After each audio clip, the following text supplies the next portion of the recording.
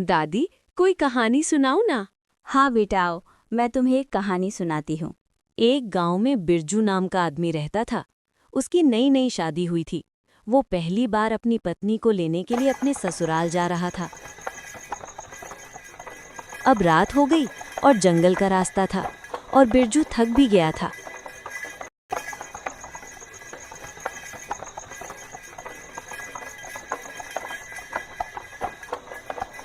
अरे यार, थक गया हूँ और भूख भी लगी है। यहीं जंगल में आराम कर लूँ और खाना भी खा लूँगा। हाँ, यही सही रहेगा। फिर बिरजू ने अपने घर से लाया हुआ खाना खाया, पानी पिया। उसने अपने बैल के बारे में तो सोचा ही नहीं कि उसको भी भूख प्यास लगी होगी। उसने खुद का पेट भरा और बेफिक्र होकर सो गया। कुछ देर बाद बैल को भूख लगी। बैल भूख से तड़पने लगा। उसने अपनी बंधी हुई रस्सी तोड़ी और अपना पेट भरने के लिए जंगल में चारा ढूंढने के लिए निकल गया। बिरजू गहरी नींद में था। उस जंगल में खतरनाक जानवर रहते थे। उसी जंगल में एक शेर भी रहता था। शेर बोला, बहुत दिन हो गए किसी इंसान का मांस नहीं खाया। अगर किसी इंसान का मांस मिल जाता तो दावत हो जाती। थोड़ी देर बाद शेर को किसी इंसान के होने का एहसास होता है। अरे ये तो सच में मुझे किसी इंसान के होने का एहसास हो रहा है। कहीं सच में तो मेरी दावत नहीं होने वाली। चलो आगे चलकर देखता हूँ, क्या पता सच में कोई इंसान मिल जाए। उसने जाकर देखा कि बिरजू लेटा हुआ है। शेर की खुशी का कोई ठिकाना न रहा। आज तो दावत होगी। चलो जाकर देखता हूँ कि ये जिंदा है या मर चुका है। शेर ने वहां जाकर देखा। इतने में बिरजू की आंख खुल गई और उसे एक थप्पड़ दे मारा। अरे, तू यहाँ क्या कर रहा है? लगता है भूख लग रही है तुझे। चल अब मेरे ससुराल जाकर ही खाना। चल पहले तुझे बांध देता हूँ। अब मेरी आंख तो खुल ही गई है। चल अब चलते हैं। ये तो बहुत ही खतरनाक आदमी है। मैं तो उसे मारने चला था, पर इसने तो मुझे ही थप्पड़ लगा दिया। अब जैसे ये बोलता है वैसे ही करता हूँ, नहीं तो ये मुझे मार ही देगा। जब मौका मिलेगा तो भाग जाऊंगा। अरे, तू इतना कमजोर और छोटा कैसे हो गया है? लगता है भूख की वजह से तू कमजोर हो गया है और चल चल कर तेरे पैर घिस गए हैं। चल अब चलें।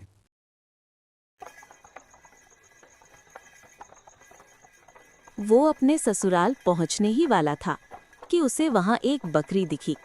वो अकेली ही थी। न उसका मालिक उसके साथ था और न कोई और। अरे, ये बकरी किसकी है? इसके ना कोई आगे है और ना पीछे। चलो इसे बांध देता हूँ, नहीं तो कोई जानवर इसे खा जाएगा। वाह, क्या शिकार है। अगर ये इंसान मेरे साथ ना होता तो मैं इसे खा ही जाता।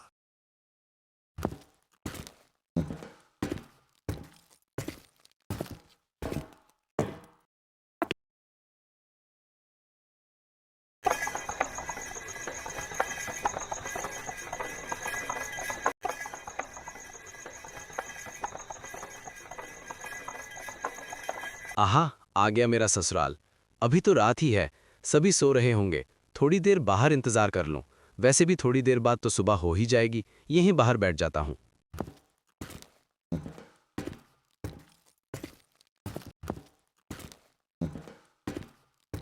बिरजू बैठकर सुबह होने का इंतजार करने लगा। थोड़ी देर बाद सुबह हो गई। उसे कुछ आवाज सुनाई दी। उसने खड़े होकर खिड़की से देखा।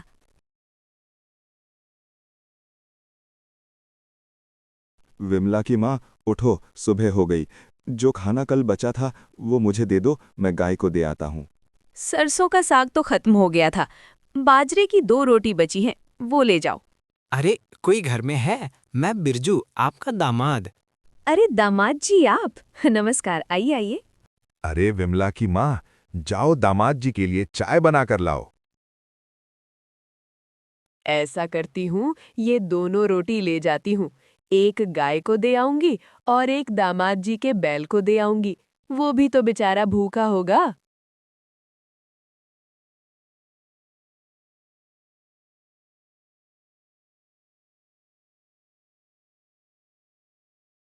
अरे बाप रे, दामाद जी ने तो शेर पाल रखा है। दामाद जी तो बड़े बहादुर हैं। दामाद जी तो बहादुर हैं, पर मुझे तो शेर से डर लगता है। अब क्या करूं? ऐसा करती हूँ, विमला को जाकर बताती हूँ। अरे विमला, दामाद जी ने तो बैल की जगह शेर बांध रखा है, क्या तुझे पता है? क्या कह रही हो माँ? शेर? अरे बाप रे, मुझे तो शेर से बहुत डर लगता है। इस शेर का कुछ करो ना, नहीं तो मैं ससुराल नहीं जाऊंगी। अरे बेटी, तू चिंता मत कर।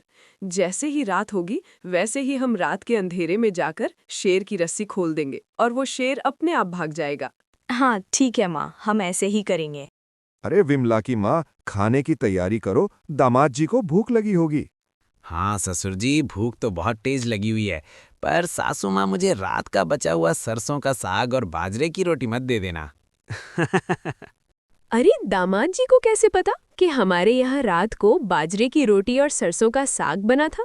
कहीं हमारे दामाद जी ने ज्योतिष विद्या तो नहीं ले रखी? हे भगवान, कब छुटकारा मिलेगा मुझे यहाँ से। ऐसा करता हूँ, अभी भाग लेता हूँ यहाँ से। अभी कोई दिख भी नहीं रहा। हाँ हाँ, यही ठीक रहेगा।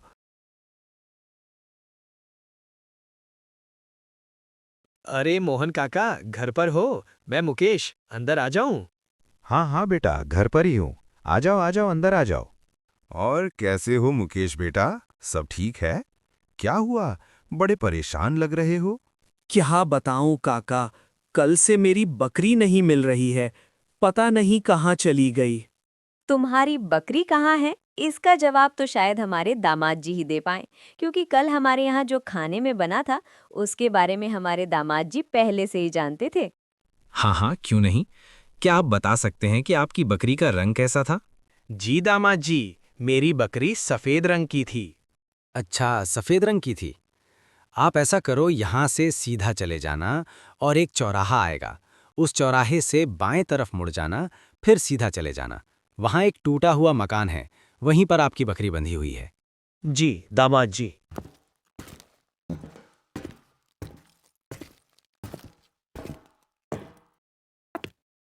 अरे वाह, मिल गई मेरी बकरी। दामाद जी ने तो सही कहा था, कहीं मोहन काका के दामाद जी ने ज्योतिष विद्या तो नहीं ले रखी। जैसे ही मुकेश को उसकी बकरी मिली, मुकेश की खुशी का तो कोई ठिकाना ही नहीं रहा। फिर मुकेश ने जाकर बिरजू का धन्यवाद किया और फिर उसने घर जाकर अपनी पत्नी को सारी बात बताई। ऐसे ही धीरे धीरे ये बात पूरे गांव में फैल गई।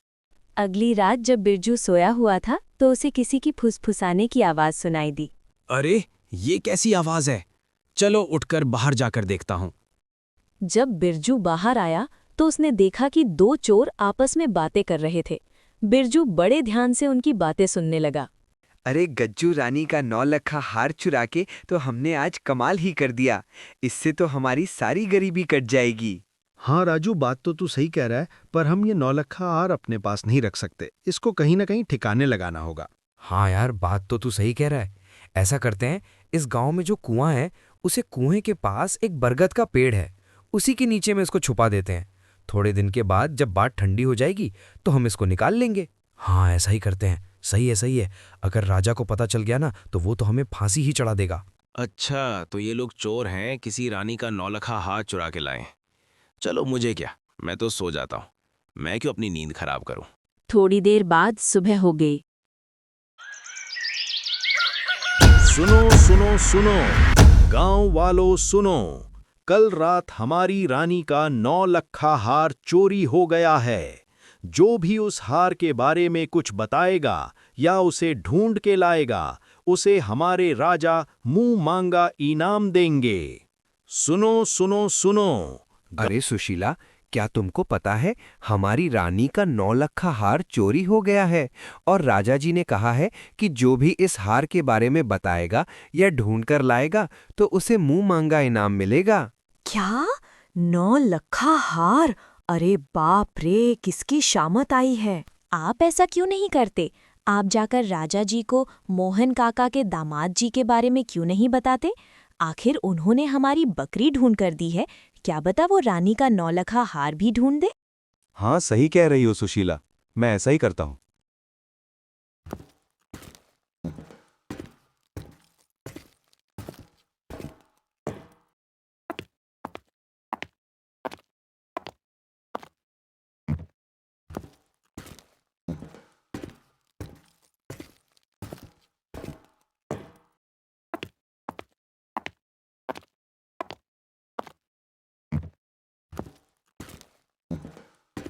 थोड़ी देर बाद मुकेश दरबार में पहुंचा और बोला,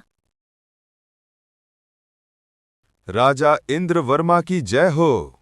कौन हो तुम? महाराज, मैं मुकेश हूँ। मैं इसी गांव में रहता हूँ। मुझे आपको एक बहुत ज़रूरी बात बतानी है। अच्छा, बताओ फिर। महाराज, हमारे पड़ोस में मोहन काका रहते हैं। उनके दामाद जी आए हुए हैं। उनके दामाद जी का नाम बिरजू है। कल मेरी बकरी खो गई थी और उन्होंने बैठे बैठे ही कल मुझे बताया कि मेरी बकरी कहाँ पर है, और मुझे मेरी बकरी मिल गई। वो बहुत पहुँचे हुए ज्योतिष हैं। हो सकता है वो आपको नौलखा हार के बारे में भी कुछ बता दें। अच्छा, तो ठीक है, पर अगर ये बात गलत हुई तो गलत सूचना देने के अपराध में तुम्हें फांसी दे दी जाएगी। पर महाराज, यदि ये बात सच हो गई तो? यदि ये बात सच हुई तो मैं तुम्हें 100 सोने की मुद्राएं इनाम में दूंगा। राजा ने बिना देरी किए अपने सैनिक मोहन के घर भेजे और बिरजू को दरबार में बुलाया।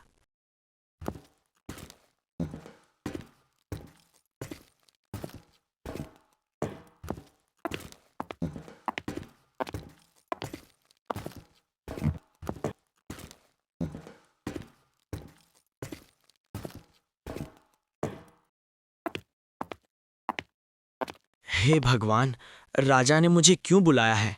मुझसे ऐसा क्या अपराध हो गया? चलो, चलकर देखता हूँ। राजा इंद्रवर्मा की जय हो। कहिए महाराज, आपने मुझे यहाँ क्यों बुलाया? अच्छा, तो तुम हो बिरजू, जिसने मुकेश की बकरी ढूंढ कर दी थी। जी महाराज, मैं ही बिरजू हूँ। कल रात हमारी रानी का 9 लखा हार चोरी हो गया था। क्या तुम उसके बारे में बता सकते हो? 9 लखा हार? अच्छा, तो राजा उसी हार की बात कर रहे हैं जिस हार के बारे में चोर बातें कर रहे थे। बिरजू मन ही मन खुश हुआ, क्योंकि बिरजू को तो पता ही था कि चोरों ने 9 लखा हार कहाँ छिपाया था। जी महाराज, मैं आपको इसके बारे में बता सकता हूँ। यदि तुमने मुझे हार ढूंढ कर दिया तो मैं तुम्हें मुंह मांगा इनाम दूंगा। तो फिर सुनिए राजन, इस गांव में जो कुआं है, उस कुएं के पास एक बरगद का पेड़ है। उस बरगद के पेड़ के नीचे आपकी रानी का 9 लखा हार दबा हुआ है। राजा ने बिना देरी करते हुए अपने सैनिकों को बताई हुई जगह पर भेजा और सैनिकों ने वहां पहुंचकर उस जगह की खुदाई की और फिर वही 9 लखा हार लेकर सैनिक राज दरबार में पहुंचे। तो राजा की खुशी का कोई ठिकाना न रहा। बिरजू, आज मैं बहुत खुश हूँ। तुमने मेरा बहुत बड़ा काम किया है। मांगो, क्या मांगते हो? मैं आपसे क्या मांगूं? जो आपकी मर्जी, आप वो दे दीजिए। चलो ठीक है फिर। महामंत्री बिरजू को 1000 सोने के सिक्के और एक बैलगाड़ी दी जाए। धन्यवाद महाराज। बिरजू सोने के सिक्के और बैलगाड़ी लेकर घर आ गया। उसने घर पर आकर सबको सारी बात बताई। सभी बहुत खुश हुए। फिर अगले दिन मोहन और उसकी पत्नी ने बिरजू और विमला को खुशी खुशी विदा किया। तो बच्चों, तुम्हें कैसी लगी कहानी?